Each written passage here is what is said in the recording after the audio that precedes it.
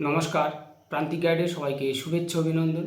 আজ আমি আলোচনা করব কলকাতা বিশ্ববিদ্যালয় BA six semester Bangla honours বা মেজর ডিএসসিসি 14 পেপারের ফাইনাল সাজেশান। এই পেপারে রয়েছে লোকসংস্কৃতি ও লোকসাহিত্য। আমি আগে যে সাজেশানটা দিয়েছিলাম সেখান থেকে কমিয়ে দেব এবং কোনগুলো বাদ দেবে। দেখো, আমি বারবার বলি, যেহেতু তোমাদের সেমিস্টার আর খুব স্বল্প সময়, সেমিস্টার মানে 6 মাস, তো 6 মাসে পরীক্ষা হয় না। পরীক্ষা হয় দেখবে 3 মাস, 3.5 মাসে পরীক্ষা হয়। কিন্তু পড়তে হবে আমাদের, ভালো রেজাল্ট করতেও হবে, সেই চাপটাও রয়েছে। তাই এই স্বল্প সময়ের মধ্যে আমি বারবার জোর দিই, শর্ট কোশ্চেনের উপর জোর দেবে, সংক্ষিপ্ত প্রশ্ন উত্তর এবং সালের সংক্ষিপ্ত প্রশ্ন উত্তরগুলো আগে করবে। পারলে তোমরাও সলভ করে নিতে পারো। প্রিভিয়াস যে সেমিস্টারগুলো ছিল, মানে সিলেবাস ছিল, সেখানেও কিন্তু এই পেপার ছিল, লোকসংস্কৃতি লোকসাহিত্য। বরং সেখানে অনার্স এবং পাস দু জায়গাতেই ছিল, তার মানে অনেকগুলো কোশ্চেন তোমরা পাবে। পারলে সলভ করে নিও, আমিও দেবো, চিন্তা নেই। আমি 13, 14, 15 তিনটে পেপারেরই previous years question answer solve অবশ্যই আমি আপলোড দেবো চ্যানেলের সঙ্গে থাকবে, সাবস্ক্রাইব করে রাখবে। আর যারা প্রান্তিক গাইডে অনলাইন ক্লাস করতে চাও বা নোটস সংগ্রহ করতে চাও, স্ক্রিনে দেওয়ার নাম্বারে যোগাযোগ করবে। খুব স্বল্প পারিশ্রমিকে আমি নোটস প্রোভাইড করি। তাহলে এই স্বল্প সময়ে আমাদের ভালো রেজাল্ট করতে হবে। তাই আমি বারবার জোর দিই যে একটা সাইড বেছে নাও। আমি শর্ট কোশ্চেনের জন্য করব পুরো সিলেবাস, পুরো সমস্ত মডিউলগুলো, কিন্তু 15 এবং 5-এর জন্য আমি একটা সাইড বেছে নিতে বলি। আমি সেইগুলোই আজকে করে দেবো, মার্ক করে দেবো, এবং কোনগুলো বাদ দেবে সেগুলো আমি ঠিক করে দিচ্ছি। দেখো, মডিউল 1-এ আমি দিয়েছিলাম যেগুলো, সেখান থেকে তোমরা এখন লিখে নাও বা মার্ক করে নাও। 3টে ব্রত, পুণ্যিপুকুর ব্রত, মাঘমণ্ডল ব্রত, সেঁজুতি ব্রত। 3টে ব্রত আগে মুখস্থ করো। পুণ্যিপুকুর, মাঘমণ্ডল, সেঁজুতি, 3টে ব্রতই আগে মুখস্থ করো। তারপরে তোমরা ওখান থেকে করবে লোকসংস্কৃতির সংজ্ঞা, বৈশিষ্ট্য, স্বরূপ এবং সীমাবদ্ধতা। আর ওর সঙ্গে লোকসাহিত্যটাও করে নেবে, সংজ্ঞা, শ্রেণীবিভাগ, বৈশিষ্ট্য। শিষ্ট সাহিত্যের সঙ্গে লোকসাহিত্যের পার্থক্য, কারণ এই দুটো আবার একসঙ্গে আসে, তো সেই জন্য আমি দুটো দিলাম, নাহলে আমি একটা বাদ দিতাম।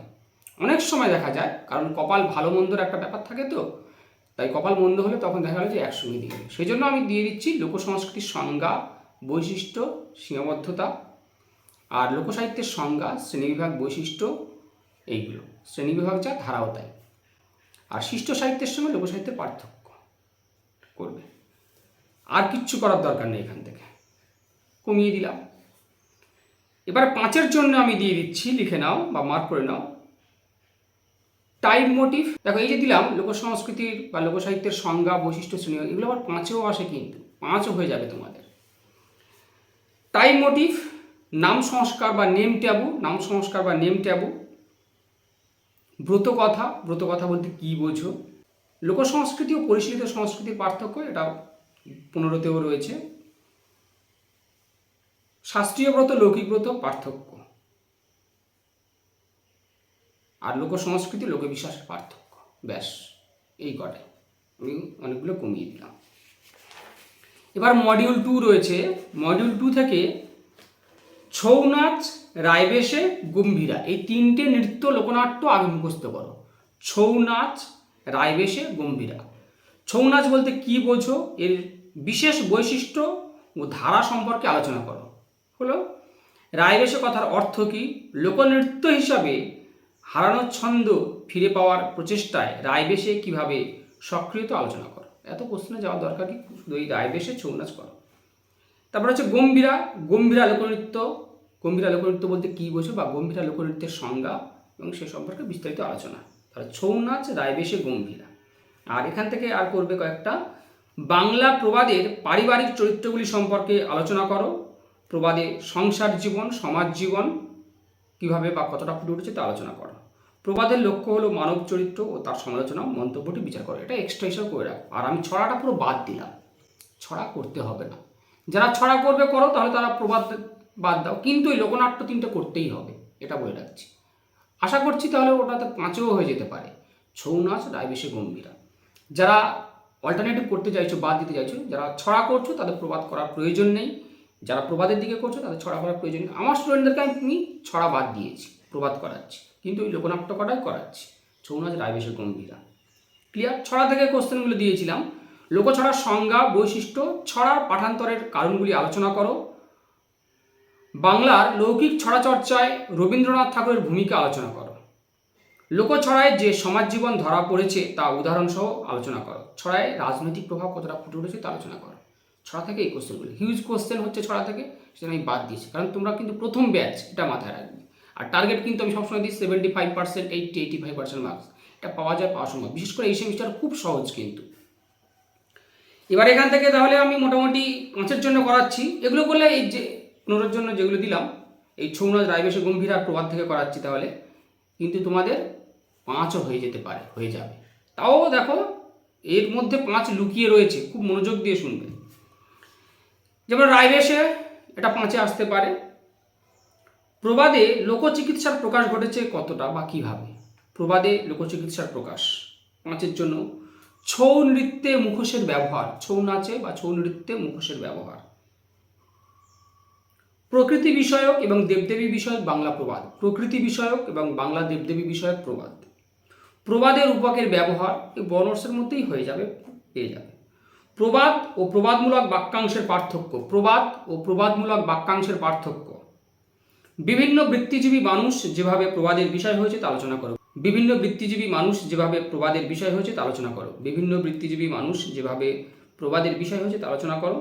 শাশুড়ি বইয়ের সম্পর্ক বাংলা প্রবাদে কিভাবে প্রতিফলিত হয়েছে তা আলোচনা করো। শাশুড়ি বইয়ের সম্পর্ক বাংলা প্রবাদে কিভাবে প্রতিফলিত হয়েছে তা আলোচনা করো। প্রবাদে লোকচিকিৎসার প্রকাশ কতটা ফুটে উঠেছে। তাহলে এই করাই করলে হয়ে যাচ্ছে, বর্ণর্সের মধ্যেই পেয়ে যাবে, আর মাথার ঘাম পায়ে ফেলে মুখস্থ করতে হবে না। এবার যারা ছড়া করছো, অর্থাৎ প্রবাদ তারা বাদ দিচ্ছ, তাহলে তারা করবে ছড়ার প্রকৃতি ও বৈশিষ্ট্য সম্পর্কে রবীন্দ্রনাথ ঠাকুরের অভিমত। ধাঁধার মধ্যে প্রকৃতি, ধাঁধাটাও আমি দিচ্ছি, ছড়ার মধ্যে ধাঁধা রয়েছে। ধাঁধার মধ্যে প্রকৃতি বা গার্হস্থ্য জীবন কতটা ফুটে উঠেছে। দৃষ্টান্ত সহ ধাঁধার শ্রেণীবিভাগ করো। প্রবাদ ও প্রবচনের পার্থক্য, ছড়া ও ধাঁধার পার্থক্য, এইগুলো তাহলে করো যারা প্রবাদ বাদ দিচ্ছ। খুব মনোযোগ দিয়ে শুনো। আর ছড়ায় সমাজ ইতিহাস চেতনা, ছড়ায় সমাজ ও ইতিহাস চেতনা কতটা ফুটে উঠেছে। ব্যাস, এবার যাও মডিউল 3। মডিউল 3 থেকে করবে পশুকথার বৈশিষ্ট্য। পশুকথা লোককথার ভাণ্ডারকে সমৃদ্ধ করেছে। পশুকথা লোককথার ভাণ্ডারকে সমৃদ্ধ করেছে। ভাটিয়ালি, এখান থেকে মূল 3টে সঙ্গীত করো। ভাটিয়ালি, ভাওয়াইয়া, বাউল। ভাটিয়ালি, ভাওয়াইয়া, বাউল। ভাটিয়ালি সঙ্গীত, বাউল সঙ্গীত আর ভাওয়াইয়া। রূপকথা লোককথার ভাণ্ডারকে সমৃদ্ধ করেছে। রূপকথা লোককথার ভাণ্ডারকে সমৃদ্ধ করেছে। এই কটা করলে হয়ে যাবে। লোককথার সংজ্ঞা, শ্রেণীবিভাগ, বৈশিষ্ট্য। দেখো লোককথার সংজ্ঞা, শ্রেণীবিভাগ, বৈশিষ্ট্য, বিশেষ করে বৈশিষ্ট্যটা কিন্তু 5-এ আসতে পারে, তাই এটা একটু দেখে রাখো, পড়ে রাখো। 5-এর জন্য নীতিকথা, পশুকথা, উপকথা, লোকগানে ব্যবহৃত বাদ্যযন্ত্র, এই কটা। নীতিকথা, পশুকথা, উপকথা, লোকগানে ব্যবহৃত বাদ্যযন্ত্র, এই কটা হচ্ছে 5-এর জন্য। আর ময়মনসিংহ গীতিকা পুরো বাদ দিলাম, ময়মনসিংহ গীতিকা আমি বাদ দিয়ে দিলাম। ক্লিয়ার? যারা ময়মনসিংহ গীতিকা করতে চাইছো তাদের আমি বলবো এই পশুকথা, রূপকথা, লোককথা বাদ দাও, অর্থাৎ লোককথার সাইডটা তারা বাদ দাও। পশুকথা, রূপকথা, উপকথা আর লোককথার সংজ্ঞা, শ্রেণীবিভাগ, বৈশিষ্ট্য এগুলো বাদ দাও, দিয়ে তাহলে তারা ময়মনসিংহ গীতিকা করো।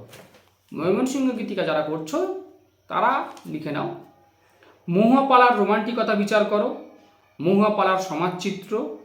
মহুয়াপালার প্রেম মনস্তাত্ত্বিকতা বিচার করো। মহুয়াপালার নাট্য লক্ষণ বিশ্লেষণ করো। মহুয়া চরিত্র, নদের চাঁদ বা নদ্দার চাঁদ চরিত্র।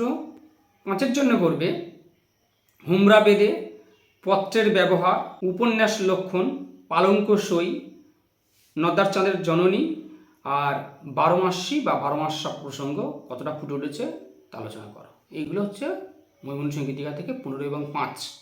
হিউজ কোশ্চেন হচ্ছে বলে, আরও কোশ্চেন রয়েছে, হিউজ কোশ্চেন হচ্ছে বলে আমি কিন্তু বাদ দিয়েছি, ঠিক আছে?